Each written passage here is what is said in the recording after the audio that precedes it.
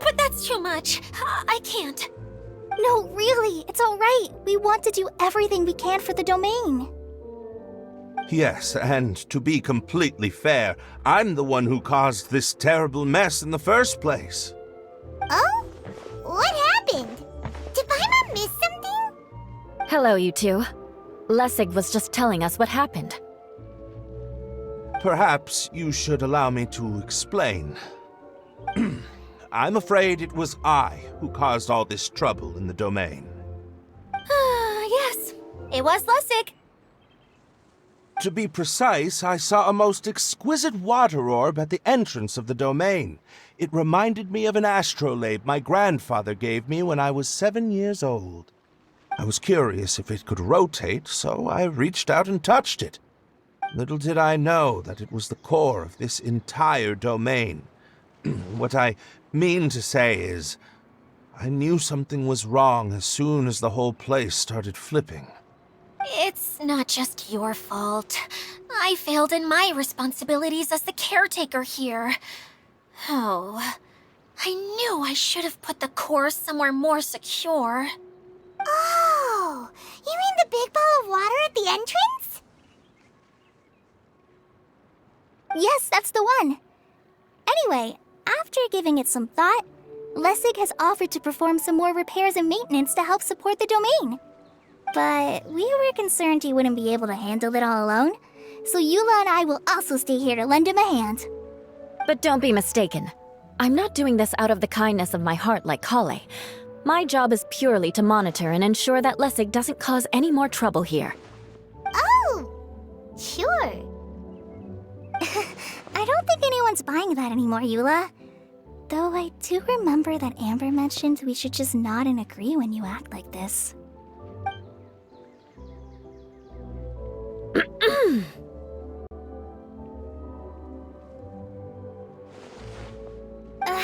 Right. You better not slack off today, Lessig. No, I'll get right to work. Either way, Lessig is going to be in charge of making lunch for everyone today. Yes, I'll do my best. No need to worry. What was that? No, I mean, thanks everyone for giving me a chance to redeem myself. I can already feel new strength kindled inside me. Ha ha ha. No, maybe that's just the heat of the oven. Very good. But you should conserve your strength. Many parts of the domain are still in disrepair, so we have a lot to investigate. Seems Adia has a little more pep in her step after finding others to help do the work. Now that you three are situated, we can focus on what the rest of us will be doing today. I'll go gather the others. We should get ready to leave as soon as possible. And there she goes. At least she seems to be happy. Maybe this is how it feels to be in charge.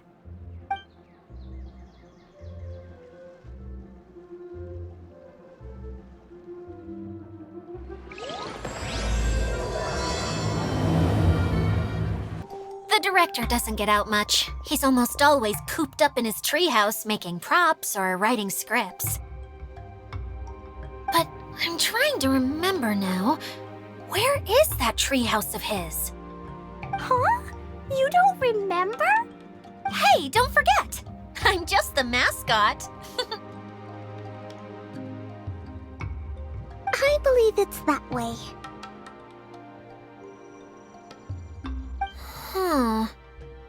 Though he might prefer to be alone, given he often has to move stage props, I suspect that he lives near the theater. And having a view of the entire stage would be useful when imagining a production's actual stage flow. So if I were him, I'd probably pick a treehouse over there. But how do you know which direction the theater is in? Simple. The overall layout and decorations look more exciting in that direction. Oh, good point! Why didn't I think of that?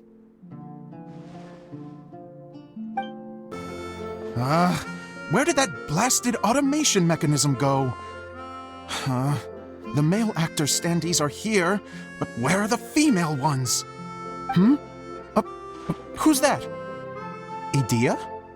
Yes, Sosimos! 'Tis I, Idea! How's that for a dramatic entrance? This is a surprise. I was sure you'd be... Curled up in a fetal position, crying to yourself? Wow, what a fascinating little creature. Did you just read my mind? The name's Paimon? And no, Paimon's no mind reader. Just call it an educated guess. It seems everyone shares a similar opinion about you, Idea.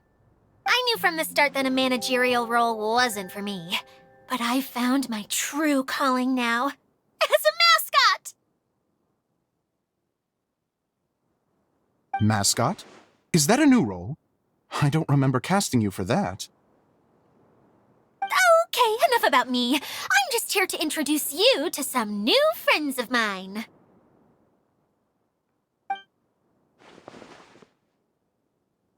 And that's why we came to see you. Well, do you have the component that fell out of the central hub? I do. However, I'm afraid the incident has caused many malfunctions with the stage mechanisms, and I can no longer put on any performances.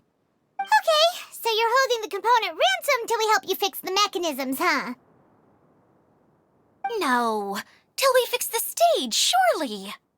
I'd have thought he wants us to make some more props, no? Given that some of the standees are missing. Or maybe the component is broken and we need to fix it. You're all forgetting that the majority of his work involves writing scripts. I'll wager that he wants us to edit them. What has gotten into you all? What sort of person do you take me for, The component is safe and sound. I can give it to you now if you'd like. Although I was hoping that maybe you might be willing to help rescue my show? You're a big group. I have lots of roles to fill. It would really speed up the casting. A show? That sounds fun! I want to help! Can we? Also, truth be told, I've hit a bit of a roadblock in my script and was just thinking about how to move the story forward. And then you all showed up. Suddenly, I got my muse back. I don't know how to explain it, but something about seeing all of you finally helped me figure out how to continue my script. Huh? You mean that story you've been stuck on forever? Are you serious? You really think you can finish it now? Yes, really. Just give me a little time, and I'll write it all up. In the meantime, I'll leave things to you, Idea. Whoa! And he's off to write the script! Sosimos has always wanted to write an epic story about a thief and a mage. Apparently, he got the idea from some rumors that were swirling around, but he only got as far as writing the intro before writer's block set in. Why don't you all take some time for yourselves while I see what I can do? We'll reconvene after the director finishes his script.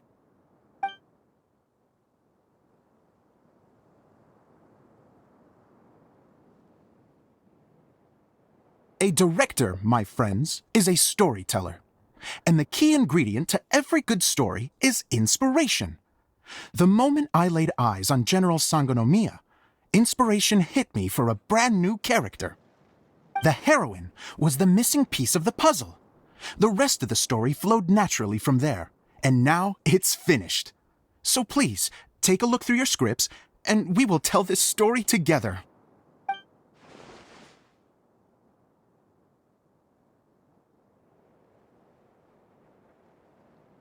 Well, is everything clear? Director Zosimos, how do you pronounce this word? Let me see. That's sojourn. It means to stay for a while. This is a very cute moment, so let's make sure that comes through in the performance. Oh, wait. There's another word I don't know here. It's okay, Klee. We can go through your lines together a few more times after this meeting's over. That would be most appreciated, Kaya. I had a feeling about you, actually. You seem to know a thing or two about character acting. Tell me, have you acted before? You're too kind. It's all in the script, really. It just rolls off the tongue. Oh, you think so? Well, you definitely have a knack for it. I've actually been looking out for someone with your talent. If I make it as a big-time director, then I can see us working together for the long term. Be sure to stay in touch, okay? You and I are gonna go places. What can I say? Sounds good to me. Great. Fantastic. Now then, please go through your scripts one more time. But don't just read the words. Remember my notes, and really let the character inhabit you. I need to have a look at the stage, so I'll leave you to it. If you need me for anything, I'll be in the big theater right in the center of this area.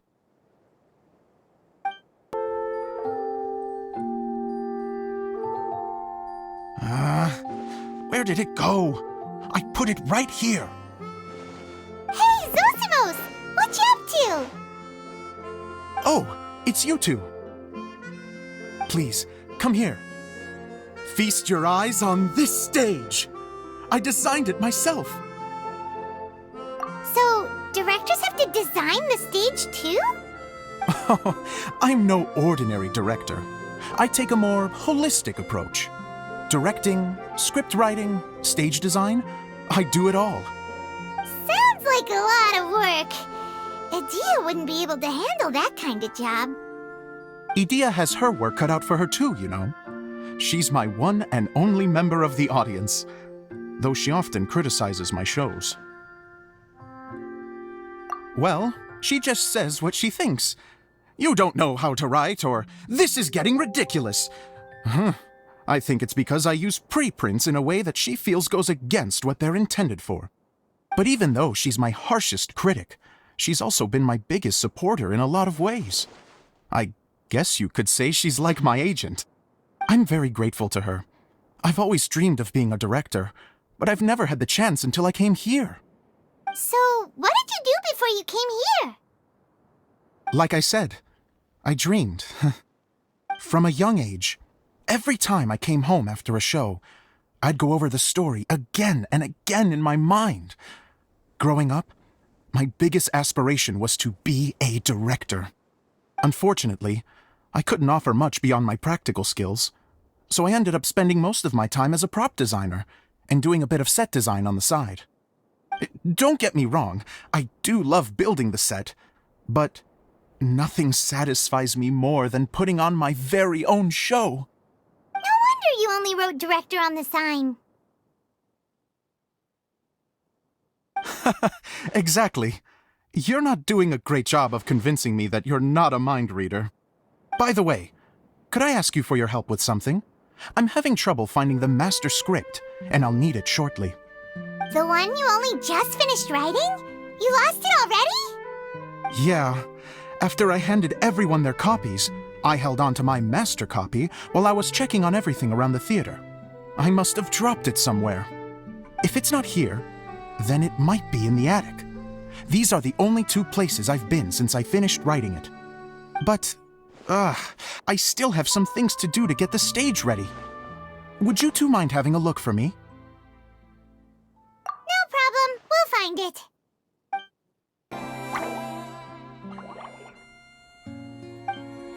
Wow. This is a lot of scripts. Looks like the water droplet has been managing them for the director. Most of them look like works in progress.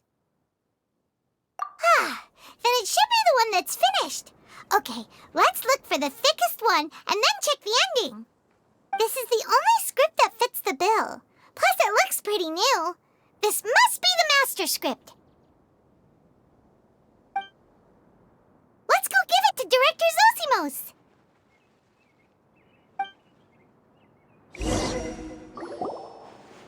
Zosimos, we got your script! Thank you. That's a huge help. I'm running out of time here. There's no way I'll be able to fix everything up perfectly. We may just have to wing it. Anyway, the stage is secondary. The performance is what really matters. Things can always go wrong on stage, but as long as the show goes on, it should be fine. You don't sound very confident in what you're saying. It's true. I realize now that a show is the art of the unknown.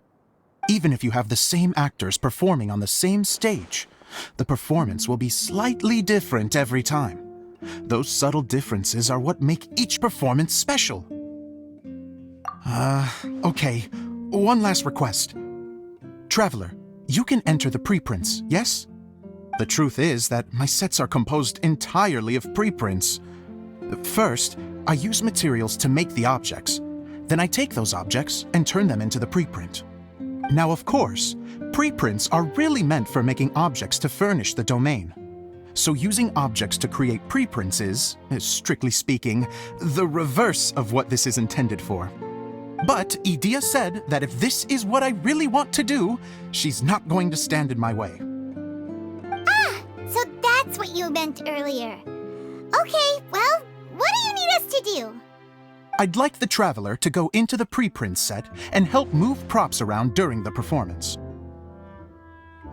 The reason is, Oh,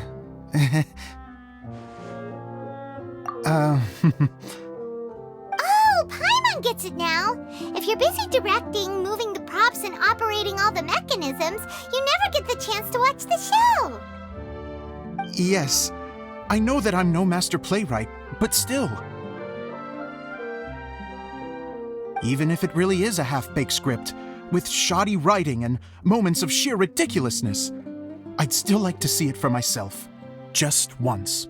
Hard to turn a guy down after a speech like that. Thank you. Genuinely, I'm so grateful. I'll go and inform the others. Then, as soon as you're ready, the show can begin.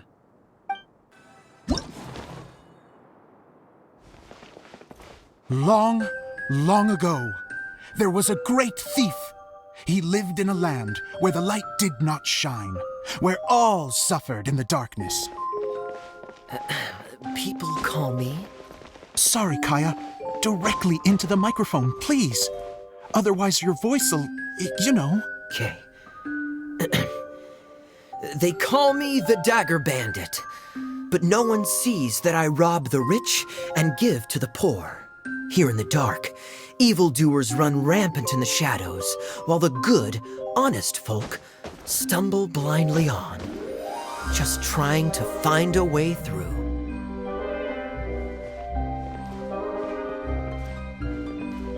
As the bandit brooded, suddenly the world was inexplicably changed as a single star appeared on the horizon and flew across the sky. Traveler, stomp on that movement mechanism in front of you.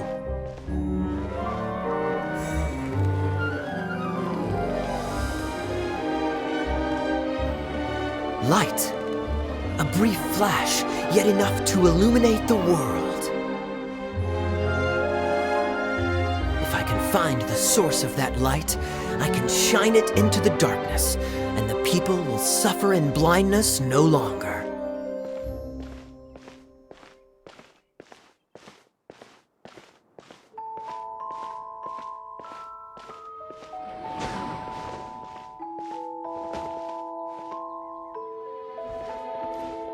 Without a moment to spare, he set off to follow the star's course. All the while, the star kept moving through the sky. Traveler, the star kept moving through the sky.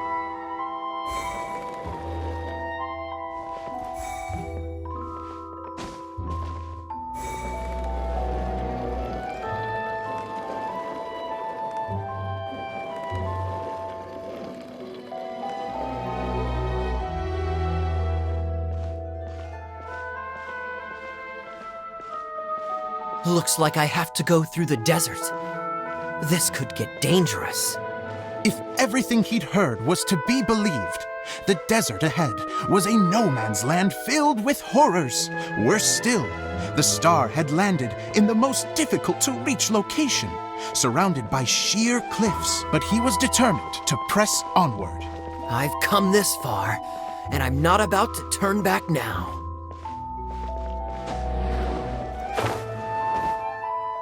The Dagger Bandit trekked deep into the desert wasteland. Yet when he finally arrived at his destination, he found not a fallen star, but a young girl, dressed in white. How strange. I'm positive this is where the star landed. Young lady, do you know where the light has gone?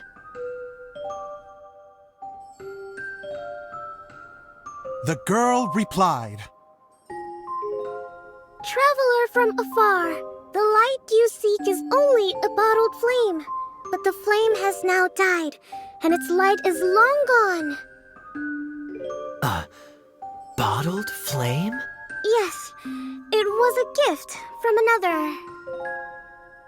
And so, the girl began to tell the story of how the bottle came into her possession.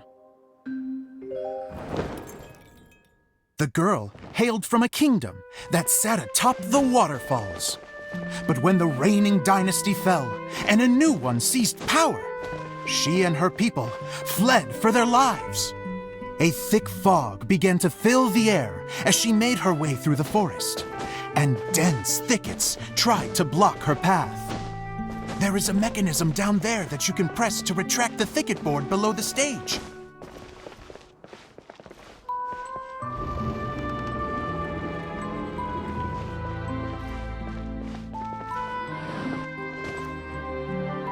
If I only had a lamp to guide me through this wretched forest, then I could survive. With scratches covering her arms and legs, the girl pressed through the pain and made her way forward. The road ahead was arduous, but she was determined to press onward. I've come this far, and I'm not about to turn back now.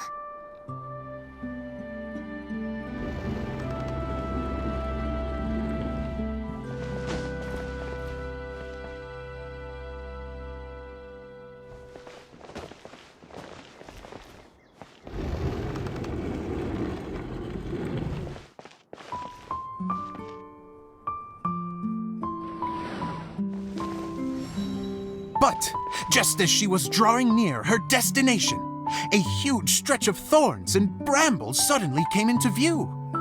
Despair set in and began to weigh on her heart. If only someone could help me, I would give anything in return. The girl's heartfelt wish in her moment of desperation did not go unheard. Wait! There's no mechanism for the final thicket! Ugh, I must have forgotten to check those boards. According to the story, those thickets should be gone from the stage now, right? Yes, total oversight on my part. Ugh, what a pain. I can help! Traveler, catch!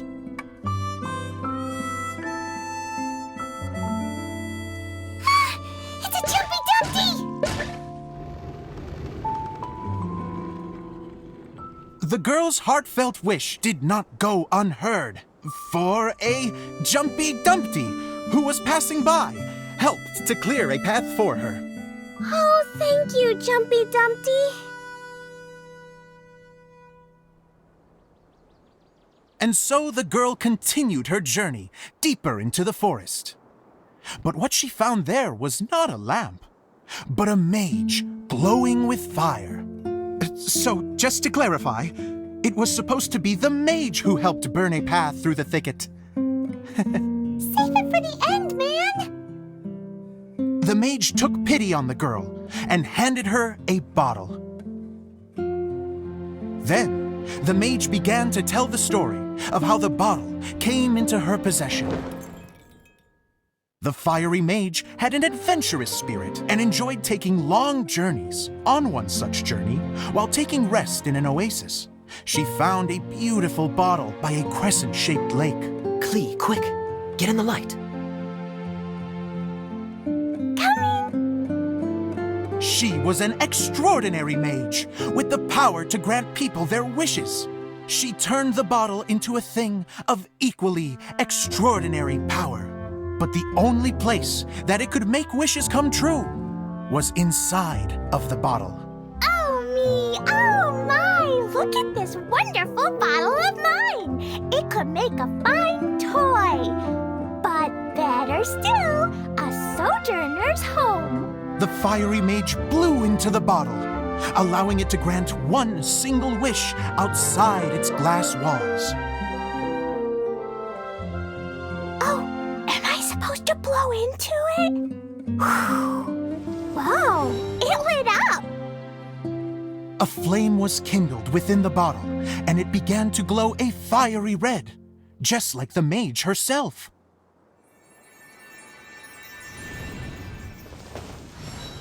After the mage finished telling her story, she disappeared, leaving only the bottle behind. A magic bottle that can grant wishes. Then I wish to leave this place and go somewhere where no one will ever find me again. And then, the bottle seemed to softly inquire.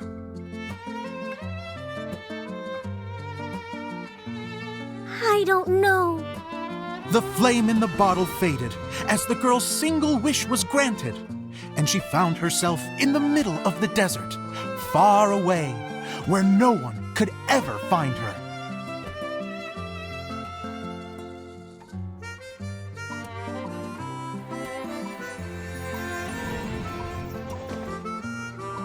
When the dagger bandit listened to her story, he sighed in disappointment that the flame with the power to grant wishes outside of the bottle had already died.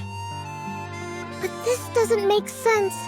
If it truly granted my wish, then nobody should have been able to find me here. Maybe they shouldn't. The desert is difficult and dangerous to navigate, but I was determined to make it, no matter what. Then take this bottle with you for your trouble. It may be able to grant you your wish, though sadly, only within the confines of the bottle itself. All I wish for is light. Honoring the bandit's request, the girl wished for light inside the bottle, and sure enough, it lit up. They found that while the light was only generated within, it could nonetheless shine through the glass and reach anywhere in the outside world. Even though it doesn't burn as brilliantly as the light that shone before, this is still an extraordinary light. What will you do after I take the bottle? I don't know. Well, then maybe you should come back with me. With no reason to refuse, the girl accompanied the dagger bandit back to the land where the light did not shine. They brought light to that place, and the darkness was dispersed, and they lived happily ever after.